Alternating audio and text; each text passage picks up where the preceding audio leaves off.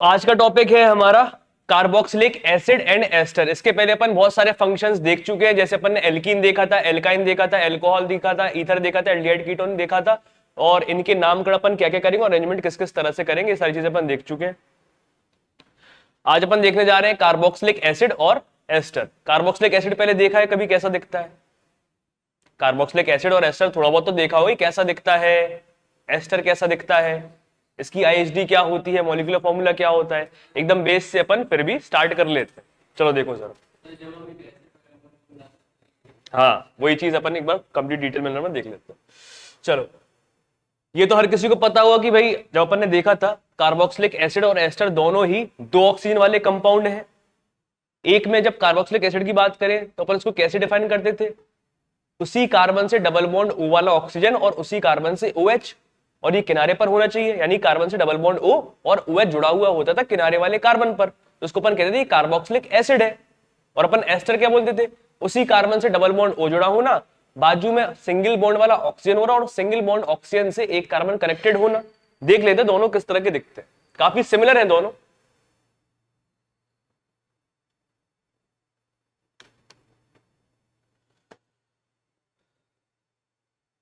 चलो, एसिड जब हमने बोला था, हमने क्या बोला था? सिंपल से बना लेते हैं रैंडम सा। एक कार्बन से डबल बॉन्ड O जुड़ा हुआ होना और उसी कार्बन से OH ग्रुप को जुड़ा हुआ होना, और ये किनारे वाले कार्बन पर ही पॉसिबल है, ये बीच वाले कार्बन पर हो ही नहीं सकता। तो हमें कार्बोक्सिलिक एसिड हमेशा किनारे पर ही मिलेगा। तुम बीच में लगाने की कोशिश भी करोगे तो भी ये पॉसिबल नहीं है। जैसे कि तुमने लिया कि भाई हाँ बीच में अपन कर लेते हैं, यही चीज हमने बोला, उसी कार्बन से डबल बॉन्ड O जोड़ो, उसी कार्बन से OH जोड़ो। इस बात से सहमत हो? ये चिल्ला रहा, बचाओ, वैलेंसी 5 हो गई। तो ये सिर्फ और सिर्फ किनारे वाले कार्बन पर ही पॉसिबल है कि उसी कार्बन से डबल बॉन्ड O भी जुड़ जाए और उसी से OH भी जुड़ जाए। चलो देखते। और एस्टर क्या होता है?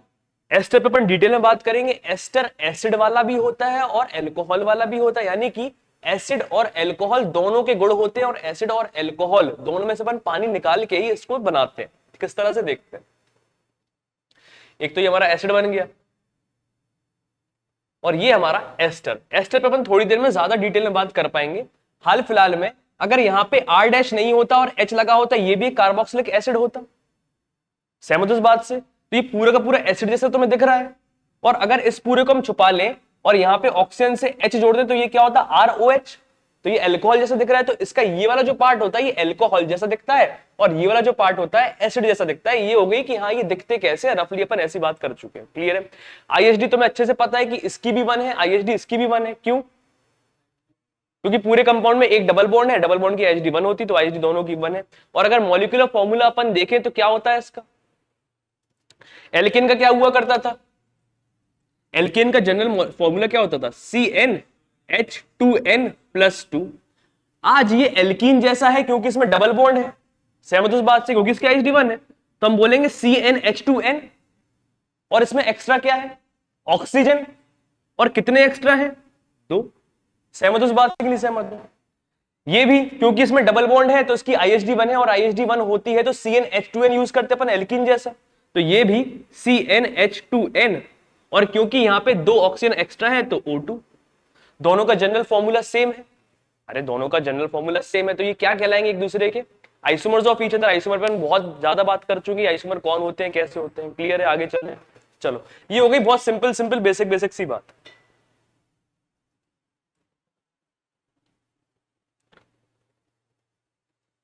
तो दोनों की ही आईएसडी 1 होती है, दोनों का जनरल फॉर्मूला CnH2nO2 होता है, सेम होता है। इसी वजह से ये एक दूसरे के आइसोमर कहलाते हैं, और इनकी आइसोमरिज्म पे अपन अभी सवाल करेंगे काफी। हाँ पूछो।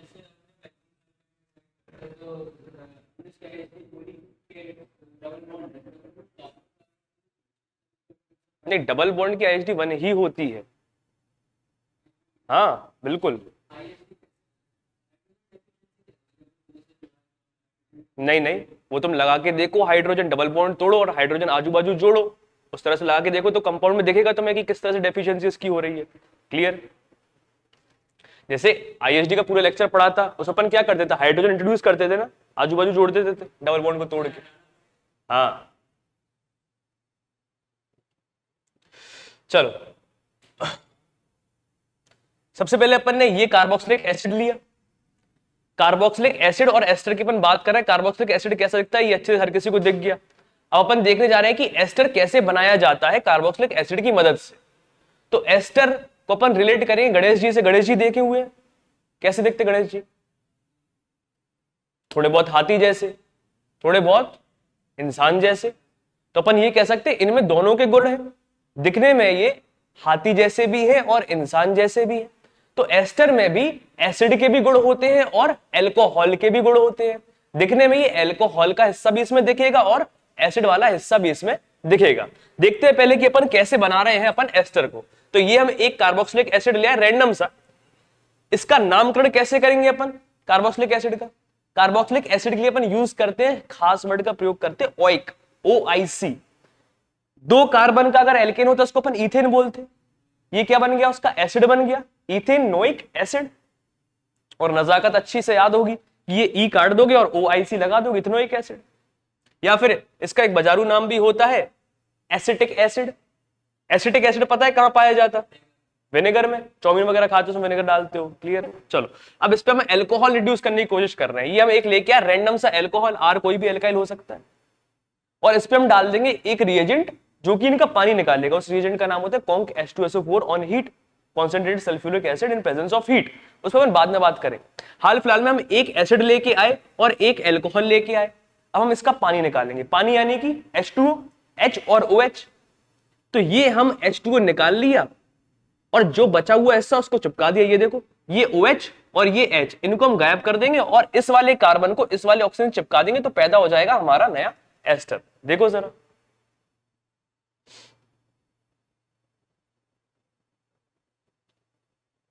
ये बन गया। अब अगर एल्काइल तुम मिथाइल ले लोगे तो वो यहां पे आ जाएगा, और ये R जो एल्काइल तुम इथाइल ले लोगे तो ये वाला एस्टर बन जाएगा। ये समझ में आया किस तरह से पैदा हुआ? अब तुम इसमें देखोगे तो क्या तुम्हें एसिड वाला हिस्सा दिख रहा है? ये पूरा का पूरा एसिड एज इट इज तुम्हें दिखेगा। 2 कार्बन का एसिड वाला हिस्सा यही तो है, 2 कार्बन का एसिड वाला हिस्सा। और इस साइड क्या है? एल्कोहल वाला हिस्सा। अगर अपन ने R मिथाइल को लिया था, यानी कि मिथनॉल लेते अपन यहां पे, तो यहां पे दिख रहा है ना CH3OH। सहमत हो इस बात से? चलो, इसको भी 2 टुकड़ों में तोड़ लो। ये वाला जो हिस्सा है ये कौन सा वाला हिस्सा है? एसिड वाला, इथेनोइक एसिड का हिस्सा। और ये अगर तुम इसमें इथेनॉल ले लेते तो ये तुम्हें दिख रहा है CH3CH2OH वाला हिस्सा। सहमत हो इस बात से? क्लियर है? चलो,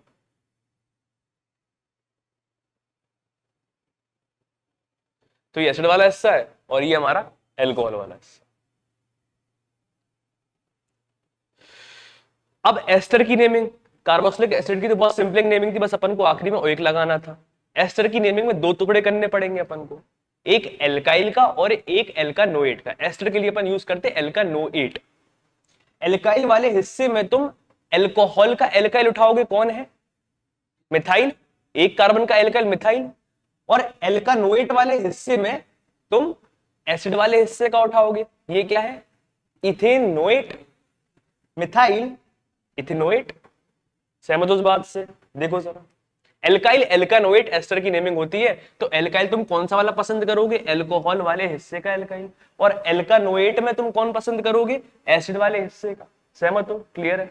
तो एल्काइल एल्कानोएट, मिथाइल इथेनोएट। और इसी का अगर बाजारू नाम बोल दोगे तो मिथाइल एसीटेट भी बोल सकते हो, क्योंकि एसिड वाला हिस्सा किसका था? एसिटिक एसिड का था। यहां पे बोलो जरा नाम, एल्काइल एल्कानोएट, एल्काइल एल्कोहल वाले का, तो इथाइल इथेनोएट, या फिर बाजारू नाम क्या हो जाएगा? इथाइल एसीटेट, एसिटिक एसिड से पैदा हुआ था। चलो,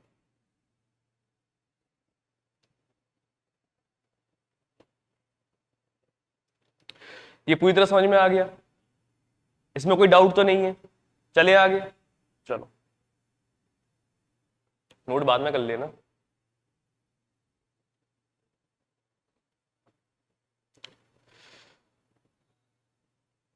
अब बहुत बेसिक सा लेक्चर है आज। अपन तरह तरह कार्बोक्सिलिक एसिड बना रहे हैं, उनका नामकरण करने की कोशिश कर रहे हैं। पहले वाले का नाम समझ में आ ही गया होगा, मिथेनोइक एसिड। 1 कार्बन में है भाई तो मीथेन, और वो एक आखिरी में लगाना है तो मिथेनोइक एसिड। ये क्या है? Ethanoic acid. ये क्या है? Propanoic acid. ये क्या है? Butanoic acid. सहमत उस बात से? क्लियर है? क्या संभावना? कोई संभावना नहीं। इस चौथे वाले में हो सकती है। जब तुम इसकी बात करोगे, संभावना पे हम बात नहीं कर रहे, हम तो ये कह रहे कि अगर ये एसिड गिवन होगा तो उसका नाम क्या होगा।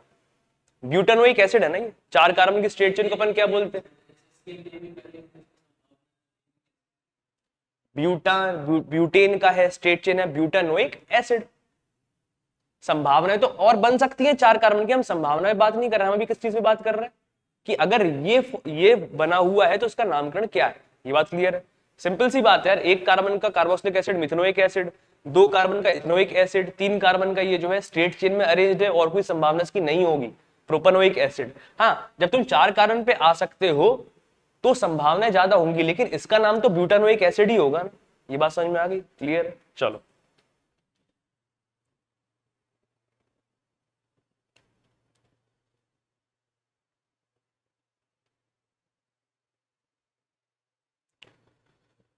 अब इनके बाजारू नाम भी होते हैं और बाजारू फंक्शन भी होते हैं कुछ कुछ। ये 1 कार्बन का है मिथेनोइक एसिड, इसका बाजारू नाम हो जाएगा फॉर्मिक एसिड। फॉर्मिक एसिड पता है कहां पाया जाता? कहां पे? लाल चींटी। लाल चींटी जब काटती है तो वो फॉर्मिक एसिड छोड़ती है। क्लियर है? Ethanoic acid, acetic acid, vinegar. Propanoic acid, fatty acid पता है क्या होता है? फैटी एसिड्स क्या होते हैं? हाँ, ज्यादा मॉलिक्यूलर वेट वाले एसिड, कार्बोक्सिलिक एसिड। तो ज्यादा मॉलिक्यूलर वेट कहां से शुरू हो जाता है? 3 कार्बन से हो जाता है। तो प्रोपेनोइक एसिड को अपन फर्स्ट फैटी एसिड बोलते हैं। क्लियर है? क्योंकि यहां से मॉलिक्यूलर वेट बढ़ना उसका शुरू हो गया, तो ये फर्स्ट फैटी एसिड है। और ब्यूटानोइक एसिड, ये हमारा मक्खन होता है, बटर। ब्यूटारिक एसिड भी उसको अपन कहते हैं, वहां पाया जाता है। चलो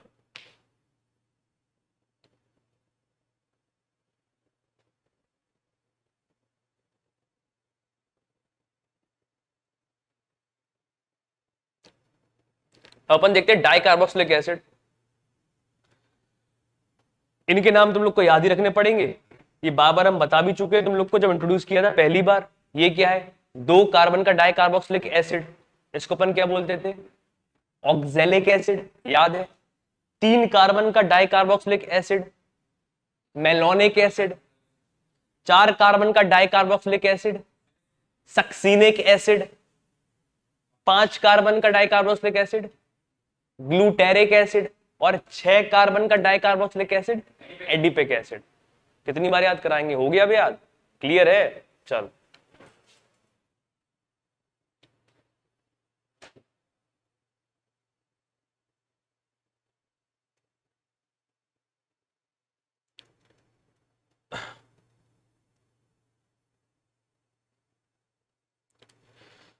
अब चलते हैं कुछ सवालों पे और देख लेते हैं कुछ चीजें। ये एक जनरल इंफॉर्मेशन के लिए है। ऑक्जेलिक एसिड हमारा टमाटर में पाया जाता है। हमारा मेलोंग ने क्या है? Sugar beet. पता है ये स्पेलिंग गलत है। शुगर बीट क्या होता है? चुकंदर देखा होगा तुम लोगों ने, चुकंदर में पाया जाता है। ये हमारा सक्सीनिक एसिड और ग्लूटेरिक एसिड पॉलीमर्स बनाने में काम आते हैं। और यहाँ सक्सीनिक एसिड फार्मास्यूटिकल्स कंपनी भी यूज करती है, फार्मास्यूटिकल्स में भी यूज होता है प्रोडक्शन में।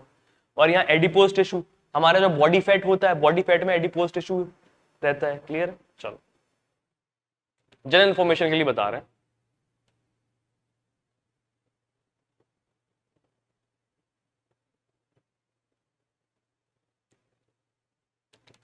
अब एस्टर की नेमिंग करते हैं अपन थोड़ी सी, और एस्टर पे भी सवाल करते हैं। एस्टर कुछ इस तरह का दिखता है और उसका जनरल फंक्शन क्या है? ये फ्रूटी स्मेल रखता है। क्लियर है? इसका कैरेक्टरिस्टिक है। एस्टर को बनाएंगे कैसे अपन? एसिड से और एल्कोहल से। ये एसिड हो गया, अब कोई भी अपन एल्कोहल ले सकते हैं, उसका पानी निकाल देंगे और हमारा एस्टर पैदा हो जाएगा। देखो जरा, क्यों? इसमें तुम्हें एसिड वाला हिस्सा दिख रहा है, 1 कार्बन का एसिड वाला हिस्सा। वो तुमसे पूछेंगे एल्कोहल कौन होगा, इसका तुम आसानी से बता दोगे मिथेनॉल होगा। और इसमें पूछेंगे तो तुम आसानी से बता दोगे इथेनॉल उसका एल्कोहल होगा। और नेमिंग भी अब आ ही गई होगी, methyl methanoate, ethyl methanoate. Clear है? या फिर methyl formate, ethyl format. 1 carbon का एसिड फॉर्मिक एसिड, तो फॉर्मेट हो गया। नोमेनक्लेचर तो आसान है, अब समझ में आ गई होगी किस तरह से करनी है। चलो देखो,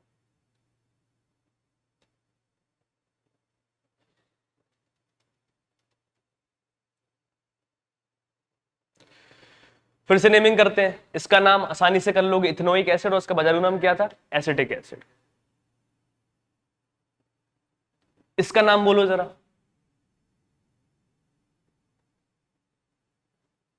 एल्काइल एल्कानोइट। ये एल्काइल वाला हिस्सा, ये एल्कानोइट वाला हिस्सा। प्रोपाइल या फिर एन प्रोपाइल इथेनोएट, या फिर N propyl acetate, acetic acid से आया ना, इसको बोलो जरा। मिथाइल इथेनोएट या फिर मिथाइल एसीटेट। सहमत हो? चलो,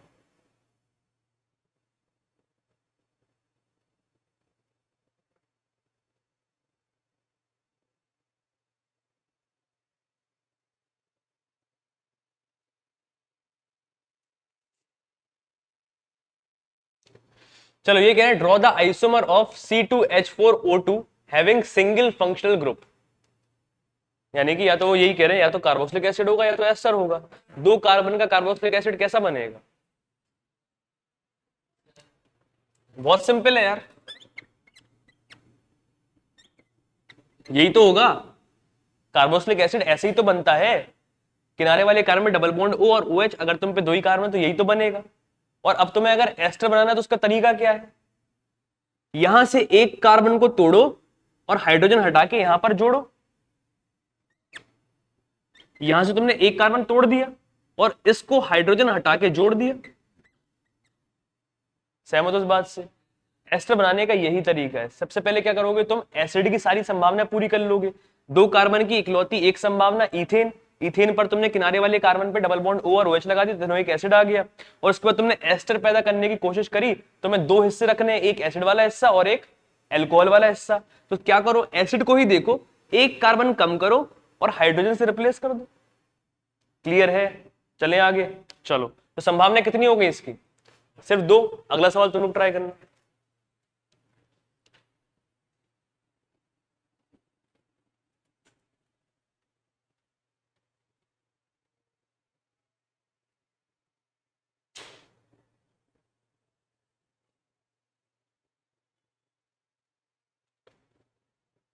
इन सारी बातों से सहमत हो? इनने बोला दो कार्बन का एक स्केलेटन होता। ये जो जनरल फॉर्मूला है ये किससे मैच कर रहा? एसिड से और एस्टर से। यानी कि या तो ये एसिड हो सकता है या तो एस्टर हो सकता है। इसकी IHD 1 है, साफ साफ दिख रही है, एल्कीन से मैच खा रहा है। तो तुम एसिड बनाने गए तो दो कार्बन का इकलौता एक ढांचा इथेन का, उसमें तुम डबल बॉन्ड O और OH लगाई तो इथेनोइक एसिड तुम्हारा बन गया। और एस्टर बनाने गए तो तुमने कहा कि हाँ भाई, एल्कोहल में भी एक कार्बन चाहिए और एसिड वाले हिस्से में भी एक कार्बन चाहिए। तुमने दो टुकड़े कर लिए। और नेमिंग समझ में आई गई है, मिथाइल मिथेनोएट या फिर मिथाइल फॉर्मेट।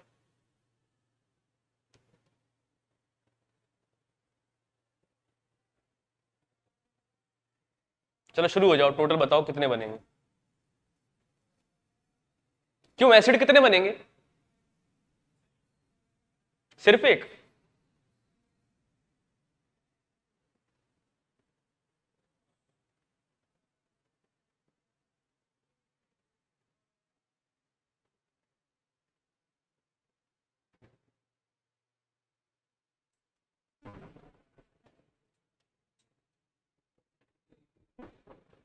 एसिड तो एक ही बनेगा। तीन कार्बन का इकलौता एक ढांचा प्रोपेन, उस पे किनारे पे तुम्हें डबल बॉन्ड O लगाना और उसी पे OH लगाना है, तो प्रोपेनोइक एसिड ही तो बनेगा। क्लियर है? एस्टर कितने बनेंगे?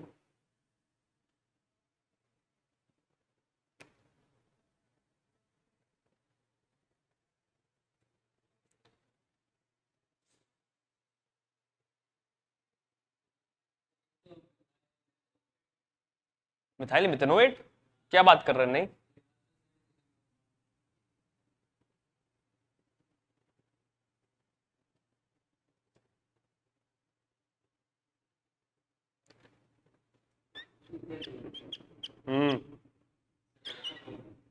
क्यों, एसिड तो यही बना होगा ना, तीन कार्बन का इकलौता एक ढांचा प्रोपेन और उस पे किनारे वाले कार्बन पे तुमने डबल बॉन्ड O लगाया और OH लगाया। एस्टर में क्या बताया था? दो टुकड़े करने पड़ेंगे। एसिड वाला हिस्सा अलग दिखेगा उसमें, एल्कोहल वाला हिस्सा अलग दिखेगा उसमें। एसिड में भी कुछ कार्बन होने चाहिए और एल्कोहल वाले हिस्से में भी कुछ कार्बन होने चाहिए। तुमने क्या किया, कॉम्बिनेशन बनाए, 3 कार्बन में क्या क्या कॉम्बिनेशन बनेंगे, क्या 3+0 बन पाएगा, बन पाएगा क्या? ये तो बकवास है ना भाई साहब, दोनों को कुछ ना कुछ तो दोगे तब जाके तो एस्टर बन पाएगा कि नहीं बन पाएगा? क्या 2+1 बन पाएगा? 2 कार्बन तुमने एसिड को दे दिए, 1 कार्बन तुमने एल्कोहल वाले एसिड को दे दिए, और 1+2 भी तो बन पाएगा। ये 2+1 और 1+2 अलग अलग है, ये समझ में आ गया? यहां पे तुमने 1 कार्बन दे दिया किसको, एसिड वाले हिस्से को, और 2 कार्बन दे दिए किसको, एल्कोहल वाले हिस्से को। और कोई संभावना है क्या? इस बात से सहमत हो? तो ये दोनों संभावना में काम कर लो। 2 कार्बन तुमने दे दिए एसिड वाले हिस्से को और 1 कार्बन दे दिया एल्कोहल वाले हिस्से को। फिर तुमने 1+2 किया, 1 कार्बन दे दिया तुमने एसिड वाले हिस्से को और 2 कार्बन दे दिए तुमने एल्कोहल वाले हिस्से को। ये समझ में आ गए तीनों के तीनों आइसोमर। इनकी नेमिंग कर लोगे आसानी से। ये क्या है, प्रोपेनोइक एसिड। ये क्या है,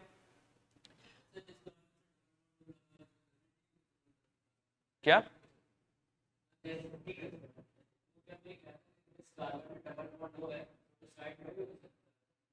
जिस कार्बन से डबल बॉन्ड O है उसी से सिंगल बॉन्ड O कनेक्टेड होना, तब जाके ये एस्टर। ऐसे नहीं हो सकता।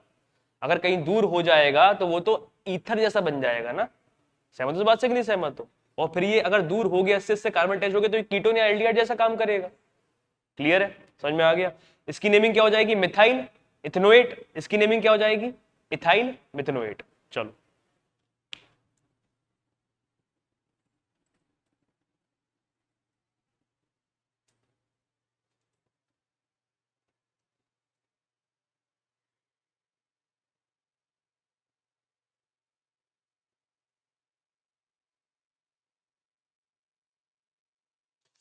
तीन कार्बन का भी इकलौता एक स्केलेटन होता है। अब तो पूरे स्केलेटन याद हो गए होंगे, 5 कार्बन, 6 कार्बन, 7 कार्बन तक के।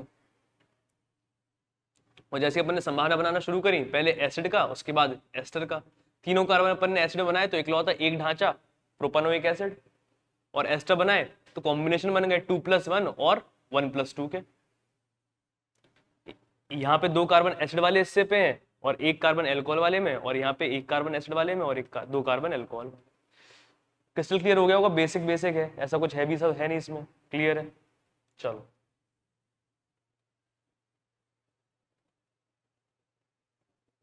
एक सवाल और कर लो।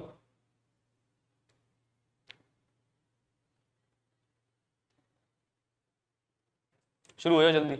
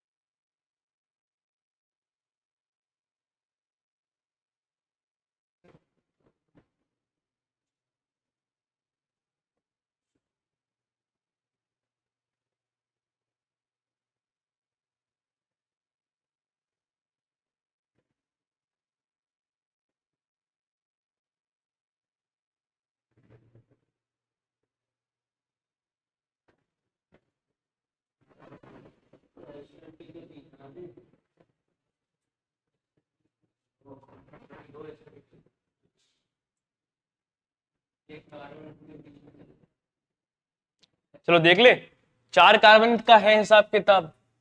अब 4 कार्बन में कितने ढांचे होंगे, 2 हुआ करते थे, एक ब्यूटेन और एक आइसोब्यूटेन। तो अपन ने दोनों ढांचे बना लिए, एक ये और एक ये।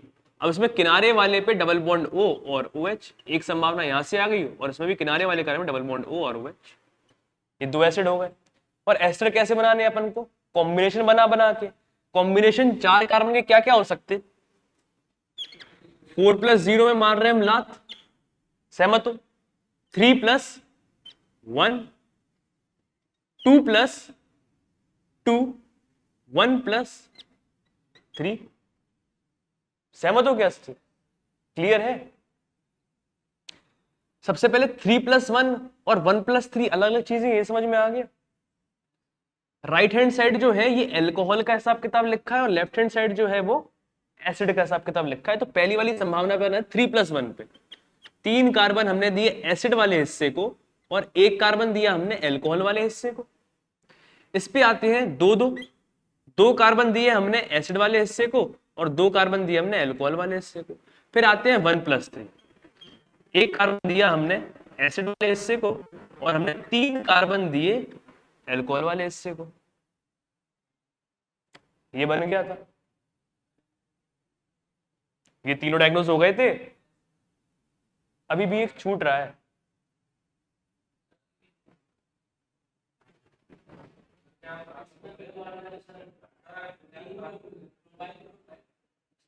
हाँ हमने कहा जब भी 3 कार्बन का एल्काइल चिपकेगा तो वो 2 तरह से चिपक सकता है, एक तो स्ट्रेट चेन में और एक ब्रांच चेन में। स्ट्रेट यानी कि एन प्रोपाइल और ब्रांच यानी कि आइसोप्रोपाइल। ये क्या चिपकाया हमने? N propyl. और एक बार तुम क्या कर सकते हो उसको? आइसोप्रोपाइल। ये बात समझ में आई कि नहीं आई? क्लियर है? चलो नेमिंग कर लो जरा।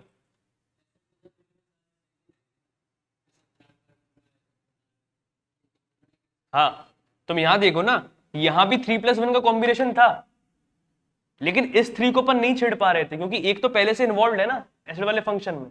सहमत हो इस बात से कि नहीं सहमत हो? चलो butanoic acid, 2 methyl propanoic acid. Clear है? मिथाइल प्रोपानोएट, अरे alkyl alkanoate, methyl propanoate, ethyl ethanoate, propyl methanoate, या फिर बेहतर भाषा बोलो ना एन प्रोपाइल मिथनोएट। क्लियर है? यहां पे आइसोप्रोपाइल मिथनोएट या फिर आइसोप्रोपाइल फॉर्मेट। सहमत उस बात से? क्लियर है? एक इंट्रोडक्शन था कार्बोक्सिलिक एसिड और एस्टर का। कार्बोक्सिलिक एसिड कैसा दिखता है, एस्टर कैसा दिखता है, क्या आईएसडी होती है, क्या इनका जनरल फॉर्मूला होता है, ये एक दूसरे के आइसोमर होते हैं, किस तरह के इनके अरेंजमेंट हो सकते हैं और अरेंजमेंट के बाद इनका क्या क्या नामकरण हो सकता है। चलो आज के लिए तो